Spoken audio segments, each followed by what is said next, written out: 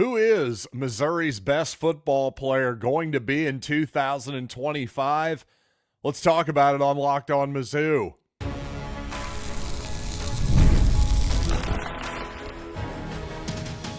You are Locked On Mizzou, your daily podcast on the Missouri Tigers. Part of the Locked On Podcast Network, your team every day. Hey, all you true sons and daughters, I'm John Miller, your Mizzou mafioso and the central scrutinizer of Missouri Tigers football and basketball. And of course, on today's program, I'm going to talk about tonight's game at Mizzou Arena involving the South Carolina Gamecocks and the Missouri Tigers. But I want to start talking football because there was a listener that asked me a very direct question in the live chat yesterday, and you can always see this program premiered live, if you will, and you can chat live with me while it's premiering over on YouTube. Just hit your notifications bell. It'll let you know anytime you can live chat with yours truly. But again, in this live chat, somebody asked me a very simple question. Who do you think Missouri's best football player is going to be in 2025? And the reason I focus on the simplicity of this question is because right off the top of my head, I didn't feel like I had a great or confident answer for him. My first instinct was frankly to say Dalen Carnell. I'm just a big fan of the Missouri star as in position, but also I think he's going to be a star this season for Missouri as he's been each of the last couple seasons. I just think Dalen Carnell, number one, is a future NFL player. But I have to say, you know what, before I get into the overall point, let's throw out some other names that I think could be considered. Ahmad Hardy, for example, the transfer from Louisiana Monroe at running back. Listen, after what we saw Cody Schrader do in the Eli Drinkwitz offense, after what we saw Larry Roundtree and Tyler Beatty do in the Eli Drinkwitz offense, I think Ahmad Hardy could easily be your next 1,000, maybe even 1,500 yard plus rusher here at the University of Missouri. And if that's the case, well, obviously he's going to be a big name all across the country, could even be the best player on Mizzou as soon as next season. Speaking of transfers, Kevin Coleman from Mississippi State is obviously proven to be an effective player in the SEC already. Connor Tollison, a guy who I think made enormous strides last season at Missouri, unfortunately suffered a significant knee injury at the end of last season. Hopefully Connor will be good to go this fall. Damon Wilson, you know, if you follow this program, the transfer edge rusher from Georgia, you know that the scoutmaster, Brian Smith, thinks he's quite possibly the best player in the entire transfer portal. That is quite the statement from somebody who follows football around the country as close as anybody I know. Zion Young had a heck of a season last year for Missouri. But you know what? When I really started looking at it, the guy that I personally settled as the best player, the guy I have the most confidence in 2025 coming into the year anyway, I think it's Chris McClellan. I think the interior defensive lineman for Missouri, to me, what I love about McClellan is he's a one technique. In other words, he lines up between the guard and the center, as inside as you can possibly get in the Missouri scheme. No, Missouri in like a 4th and goal at the 1, they might have a zero technique. In other words, a guy lined right straight up against the center. But 9 times out of 10, 99% of the time, well, McClellan's the farthest guy inside, and yet I think he plays really explosively, almost like a 3 technique, a guy who lines up between the guard and the tackle. Think Chris Jones for the Kansas City Chiefs, if you want to think about sort of an archetype of the 3 technique. And to me, the reason I point that out is because often those guys who play the farthest inside are mostly run stuffers. And certainly McClellan has the size and the girth to be a run stuffer, but he's just a rare explosive type of athlete that I think could easily slide over to the 3 technique if he needed to. The point here is not only is he blowing up the run game quite often, but he's a pass rusher. He's disruptive in the passing game up the middle of the field as well. And again, those type of athletes are very, very rare. And to me, after he showed what a productive player he was last season, give me Chris McClellan as we sit here today as the best player on this Missouri roster. But again, I will say the fact that I was hesitant there, the fact that, well, there weren't a lot of offensive players that I listed out there. Well, there were 3, I suppose. But the point here is returning production-wise, compared to 2023, the offseason of between 2023 and 24, well, it's the exact opposite. That season, you had Brady Cook, Luther Burden, a bunch of other guys, Theo Weiss with tons of experience returning, but a lot of questions and new faces on defense. Well, it's the exact opposite this season, especially considering that Bo Pribula, the Missouri starting quarterback, presumptive starting quarterback, that's for sure. Well, even though he came from the Big Ten, he doesn't have a tremendous amount of experience. So it's hard to just put him in there and say, yep, that's a guaranteed productive player in the SEC. I am bullish on Pribula, especially long term, but I have to be honest with all of you on this program, as I am always. And that's that I'm not terribly bullish on this 2025 Missouri football team right now. There's just too many questions on offense to me to go overboard with the Tigers. And I say this as somebody who went over the season win totals in the preseason each of the last 2 years for Missouri. I was actually not bullish enough on the 2023 Tigers. Well, their over-under was 6.5. I predicted 8 wins. Obviously, the Tigers won 10 in the regular season. Well, this past year, heck, I predicted 11 wins in the regular season. So the point is not to reassess my picks, but I'm obviously generally bullish on the Tigers. And this season, I just feel like I need to pump the brakes a little bit, even on the 7.5 win total over at FanDuel Sportsbook. Right now, by the way, the juice is slightly on the under. In other words, you're going to have to pay more to bet the under than the over.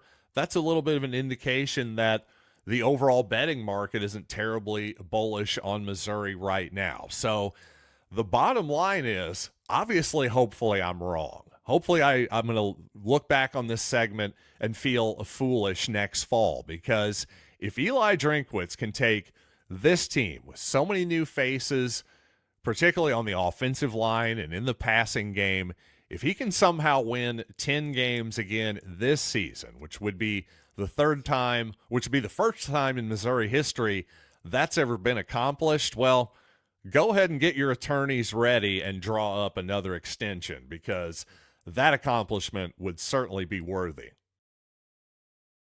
And former Missouri center Jordan Butler's long personal nightmare is over. Of course, the Gamecocks beat Texas for its first SEC victory of the season. Jordan Butler's first SEC victory of his entire career, of course. So if you're Missouri, let's try to not let the momentum roll here. You don't want the Gamecocks to get a winning streak going here. So let's talk about that game. And Missouri's surprisingly, maybe to some surprisingly good odds to make the Final Four this season, something obviously this program has never accomplished before.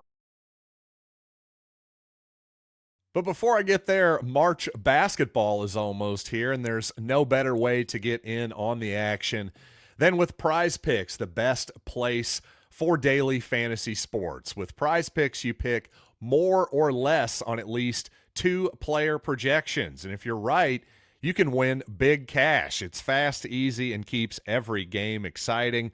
For example, tonight's big-time NBA matchup, the Lakers hosting the Dallas Mavericks. You think Luka Doncic and LeBron James might have something to prove tonight. Well, if you think so, you take those two guys together, go with more than 24.5 points for LeBron James, more than 31.5 for Luka.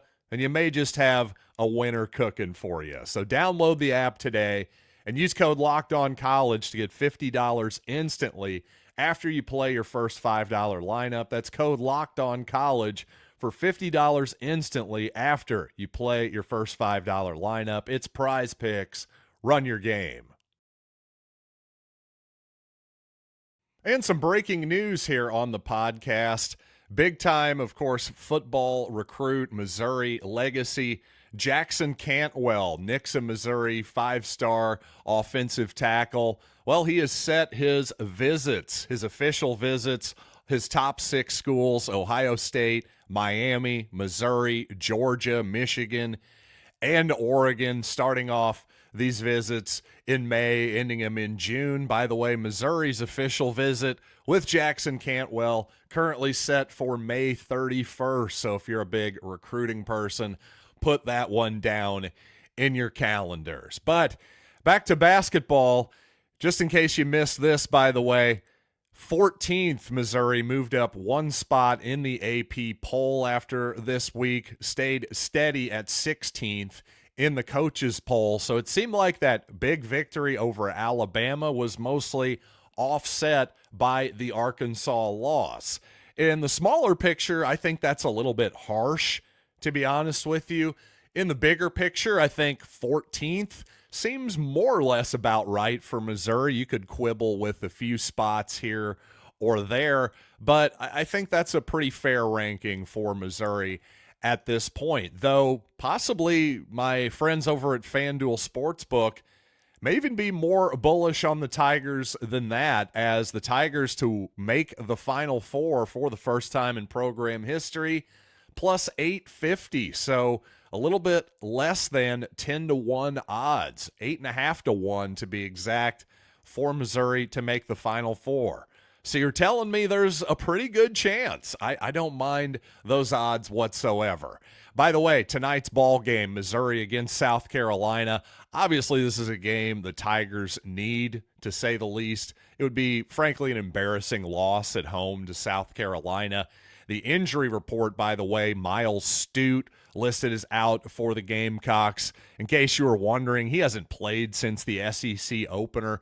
So that doesn't change the outlook of this game here. Trent Burns for Missouri, notably listed as questionable. Trent has had a jersey on the past couple of games, and while I still think it's quite unlikely that Burns actually plays a minute for Missouri this season, seems like burning the red shirt wouldn't really be worth it at this point. I will say this: there is a slight chance that if Josh Gray were to miss more time, for example, that maybe Burns would be needed, because if Missouri feels like he's a viable option defensively as a rim protector for Missouri, and maybe would play better in pick and roll ball screen defense than Peyton Marshall would, for example, well, maybe that is an option for the Tigers. But seems like a long shot to me, especially when you consider that Josh Gray didn't have an actual injury. He sat out with illness in the Arkansas game. So if maybe Gray isn't back tonight, you got to assume he's back sooner rather than later at this point. Now, specifically on this game this evening at Mizzou Arena, the Tigers 12.5-point favorites, by the way. My question would be, can the Gamecocks score enough to win this game? Because the only thing they really do well offensively is they get to the free throw line at a pretty good clip. So watch the officiating as usual, but at home, Missouri, a team that also tends to get to the free throw line quite a bit. Again, the whistle may be a little bit different at Fayetteville on Saturday. Certainly that can be the case. So hopefully Missouri gets the home whistle in Columbia. And speaking of Columbia, the other team from Columbia, defensively, the Gamecocks rebound the ball well and they avoid fouling, but otherwise, they're pretty mediocre to below average, I would say, at best. And yet, I don't want to make everybody think that this particular South Carolina team is quite as bad as, for example, Missouri was last season. I use that example because obviously the Tigers were winless. The Gamecocks were winless until this past Saturday. But At the same time, despite picking up, their first SEC win on Saturday against Texas, I got to say those 84 points that were scored by South Carolina, reminiscent of some of those Kim Anderson victories where occasionally the Tigers would shoot the lights out. Again, this just feels like an outlier to me, especially considering that the Gamecocks scored more than 70 points just one other time so far in SEC play. Obviously, as you can tell, I feel pretty confident. I'd say really confident in a Missouri victory tonight. But the next two, on the other hand, that's a whole other story, especially after you saw the desperation from a team on the bubble, on their home court, the energy that Arkansas played with.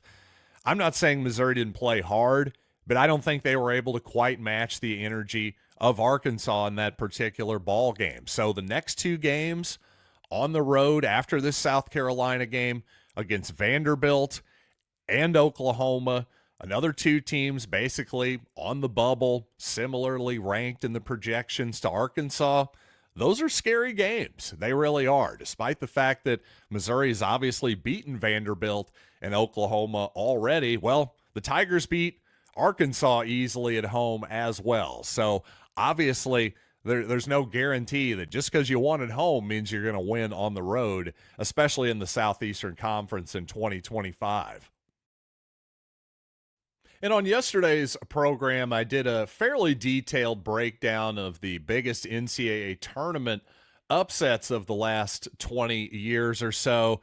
And it turned out, well, a lot of them were teams that had made deep runs in their conference tournament just within the previous week, of course, of March Madness beginning. But I also pointed out that a lot of teams, well, that had won the national championship had won their conference tournaments as well. So my conclusion there was that, hey, as long as you can avoid that early upset, I don't think going on a deep run in your conference tournament is that prohibitive to making a deep run in March Madness. Well, listener Dan added on to my point there. He said, with Mizzou's depth in basketball, I wouldn't sweat going on a run in the SEC tournament. They could give the freshmen a lot of playing time, and if we win, then it's a bonus.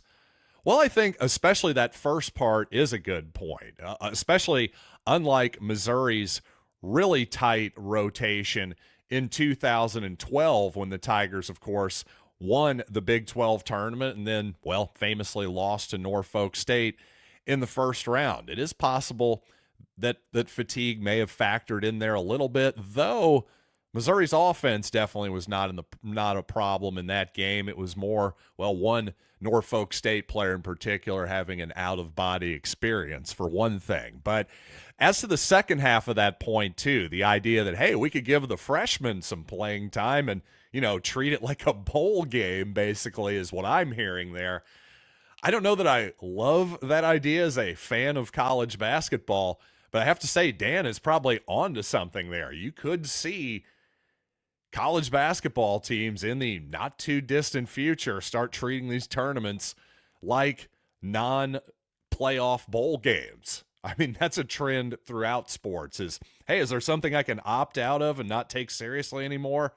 I think the conference tournaments are ripe for that particular picking. But you know what? Speaking of things that are ripe, well, this season is ripe for a lot of lying. In fact, I would say it's lying season, as well as being NFL draft season.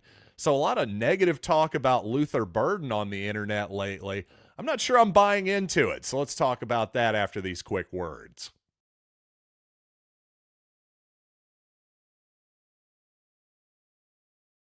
It's been long assumed that Luther Burden III obviously was going to be in this year's draft, and certainly for really probably a couple years, certainly since the end of 2023, it's been widely assumed that Luther Burden was going to be a first-round pick in the NFL draft, but none other than ESPN's Mel Kiper has said that's no longer a guarantee, and his colleague over at ESPN, Field Yates, went into even further detail about Luther Burden. Let me just read this quote here from you. Stick with me here for a second.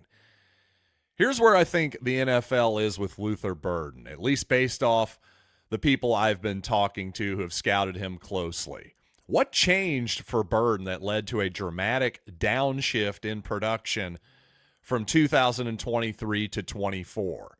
We see this happen when guys lose their quarterback. Wasn't the case. The explosion was not nearly as impressive this year as it was the prior year. The run after catch stuff was not even close to the same area in 2024 as it was in 2023. Scouts have been trying to figure out why. What happened?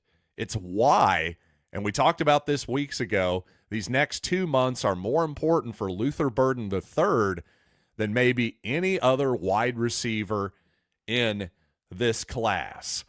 Well, again, first of all, as always during NFL draft season, NBA draft season for that matter, it's not Wabbit season, it's not duck season, but it is lion season. There is absolutely no question about that. So take every report you hear with a grain of salt, because there is no real incentive for most of the time for these teams to be honest about really anything whatsoever. So there is that, but it is fair, especially at first glance, surface level, to go, now wait a second. Why did Burden's stat production fall off pretty dramatically? At least his fantasy stats, right? Let's put it that way. Well, again, to Field Yates' points here, it's not as though he lost his quarterback. Yes, Brady Cook was back in 2024, though I will point out Brady Cook missed at least one start, missed some quarters here and there with injuries, and was just generally banged up all season. And I think you saw at the end of the season, the Music City Bowl, when Brady Cook had a few weeks off to recover, well, Cook looked like a different player. Unfortunately, Luther Burden opted out of that game and was unable to capitalize on his quarterback and buddy Luther Burden, looking to me the best he did all season. Now, also as to this thing about, well, his run after the catch numbers not being close in 24 as they were to 23, I'd have to say a lot of that may well be as simple as, hey, small sample size. You play 12 games a year. How many chances do you even realistically have to break a tackle every season? Not all tackles are created equally. Not all broken tackles are created equal either. So to me, I don't know, that those type of numbers, let your eyeballs do the actual scouting here, in my opinion, because here's where I come down on Luther Burden. I don't think, number one, he's a finished product yet. I think he has a long way to go still as a route runner, and that's actually a good thing in my opinion, because that means his upside is even higher. We haven't seen the best of Luther Burden yet, in my opinion. And on top of that, in 2024, once again, when you needed a clutch catch, when you needed a spectacular clutch catch as he had against South Carolina, probably the best pass Brady Cook threw all year as well in that game too. Go back to 2023. Again, just time and time again, when you need a clutch catch, when you needed that touchdown against Vanderbilt to start the second overtime, who did Missouri go to? Luther Burden. Who came through when they needed him? Luther Burden. And maybe I'm now focusing on a small sample size. You could certainly argue that. But to me, none of this is an exact science, obviously, when it comes to scouting, the draft, all that good stuff. I'm much more going to focus and lean on what I've seen with my eyes. And I've seen a guy who not only is an explosive player and seems to be very special explosively and after the catch in so many ways, but the guy is just clutch too. One of the clutch players in Mizzou football history. To me, I'm going to lean towards that instead of a bunch of anonymous assessments from scouts who, to be brutally honest with you, may be lying for their own purposes. They may actually like Luther Burden and hope, if you're picking 25th and you're going, gosh, wouldn't it be awesome if Luther Burden failed us? let's leak out to Field Yates and Mel Kiper that he actually sucks. That would be the best thing ever for us. So again, take all this stuff in the next couple months with a grain of salt. I will say this, though. Yates is definitely right about one thing. The next couple months are going to be important for Luther Burden. The combine's going to be important. The interviews are going to be important for everybody to get an idea of what type of guy he is. And really, I think that's going to be beneficial for Burden. I think you get him in person, talk to him as a young man. I think people will probably be impressed. So I think that'll probably be good for the whole process for him. I think the combine will be good for him. I still think Luther Burden's a first-round pick. Wouldn't surprise me if he's still a top 15 type of pick. This is just the kind of stuff that happens during the pre-draft process, though I will say, and I've said it before, I'll say it again, if Burden does fall a little bit, especially to the back end of the first round, well, that may not be the worst thing in the world because suddenly you're actually on a better team. That would be interesting. Imagine if he got to play for the Los Angeles Rams, maybe be the new Cooper Kupp with Sean McVay and his impressive offense. So with all that being said, thanks for joining me here on Locked On Mizzou as per usual. And I'll be back with you tomorrow morning talking about this South Carolina game, hopefully another Tiger victory in Columbia. Thanks for making this show your first listen today. For your second listen, check out Locked On College Basketball. Don't wait for March. Be an expert on college basketball now. Again, find Locked On College Basketball on YouTube or wherever you listen to podcasts. And until tomorrow, I'm John Miller, and I'll see you then.